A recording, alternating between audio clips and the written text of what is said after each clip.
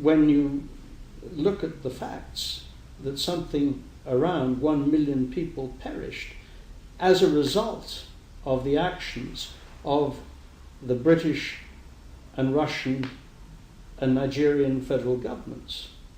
I don't know what one does call it, but it was pretty close to genocide.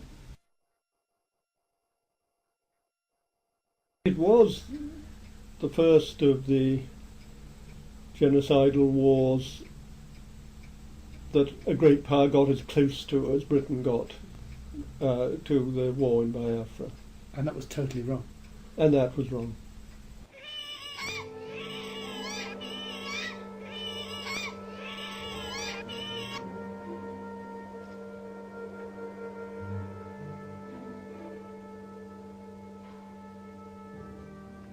Over 1 million Igbos, Biafrans, all British Commonwealth citizens, died in the Nigeria-Biafra civil war.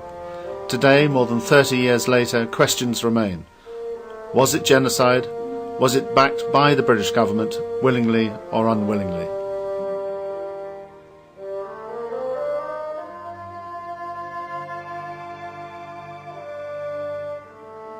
If you have part of the population, or as I say, the whole population being wiped out and murdered without any protection on these grounds, ethnic or religious or economic grounds and so on, you have genocide.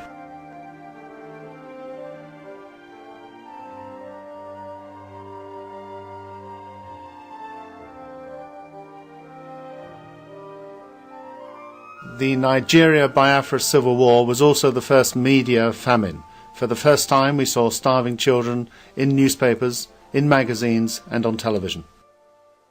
Well, it was very much the sort of headline news in the papers here for a long time, and opinion was greatly divided as between those who felt that that the Igbos had a case and that Nigeria was badly governed and that it was time that something happened and that the Igbos were good people who deserved to be, and others who felt that Nigeria should remain as it was and the boundaries should remain, and if you fiddled about with the boundaries you were going to be in real difficulty, and it was a very bad precedent for other parts of Africa.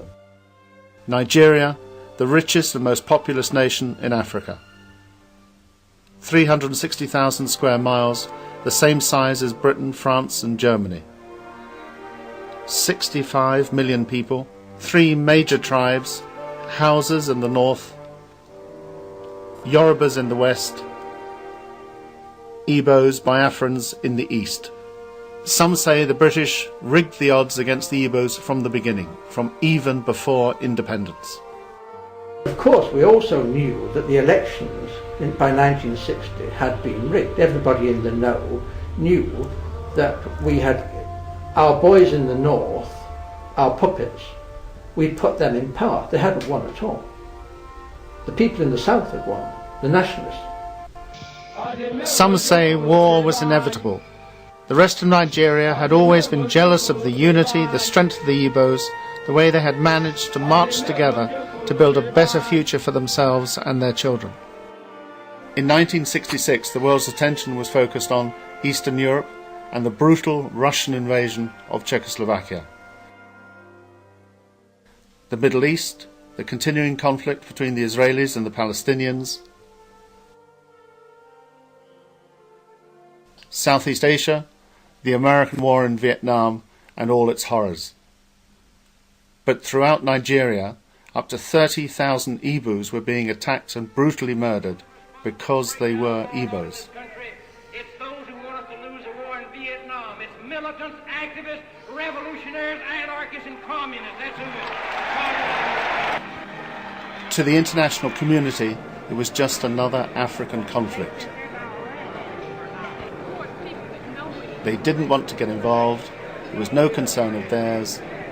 They looked the other way. They had other things on their plate. I would say that there is a difference between when a man belonging to a rich country dies and when a man belonging to a poor country dies. Not necessarily black men, because you can have the same problem somewhere in Asia. No, I believe that the United Nations, the international community, is still dominated by a very Europocentric attitude. Tuesday, May 30, 1967. Enough was enough. The Igbos, alone, isolated, ignored, declared their independence. Their leader was Lieutenant Colonel Ojukwu. The supreme commander and head of the military regime in Nigeria was Lieutenant Colonel Gowan. Both men had been educated and trained in Britain. The war that followed was one of the longest, bloodiest and most disastrously fought civil wars in history. In just 3 years they used more small arms ammunition than was used by British forces during the whole of the Second World War. The casualties were horrifying. The war was also unlike any other civil war in modern history. The Nigerian government, backed by the British, regularly and deliberately strafed and bombed civilian targets. I saw 10 deliberate bombing attacks on the civilian population, either hospitals or marketplaces, and with no question of any military target being in the vicinity. At precisely 1:30 every day, they come over the town as the marketplace is full, as patients are sitting out on the lawns at hospitals. Here comes the next one. He's just above the mission now. I looked up and I heard the explosion. The convent was still there, but then towards the school there was a cloud of smoke rising up to the sky. The children's ward was the worst. Children's ward got a rocket right through the roof. There was a mother and child killed in bed, and another child was killed in another ward, and another child was cut in half up behind the kitchen. While it was deliberate, they finished an operation. The next 3 hours, they come back again.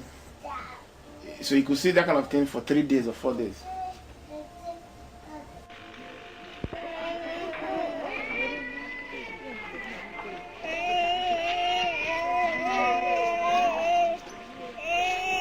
Even more horrifying, the Nigerian government deliberately used famine as a weapon of war.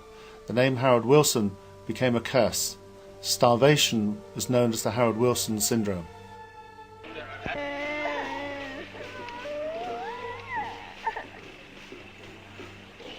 Many people, young and old, rich and poor, went to Biafra to help the starving and the dying.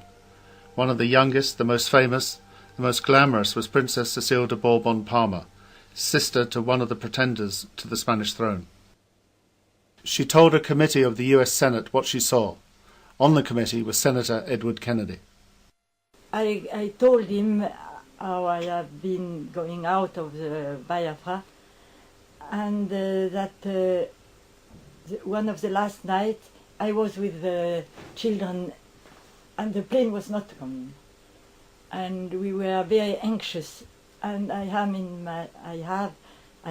in my arms a little girl of, I don't know, 10 years old. And she was very anxious herself to see if the plane would come and save her. And finally we hear the motor's engine, the plane is coming. She looked at me, she smiled, and she died. And I looked at Senator Edward Kennedy, and I saw he was crying. Biafra made aid organisations throughout the world what they are today.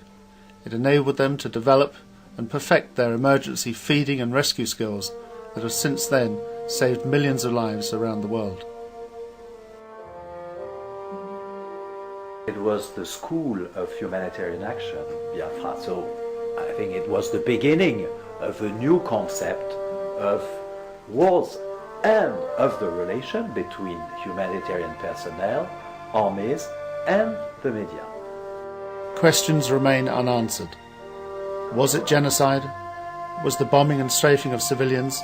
Was the deliberate mass starvation of innocent men, women and children backed by the British government, willingly or unwillingly?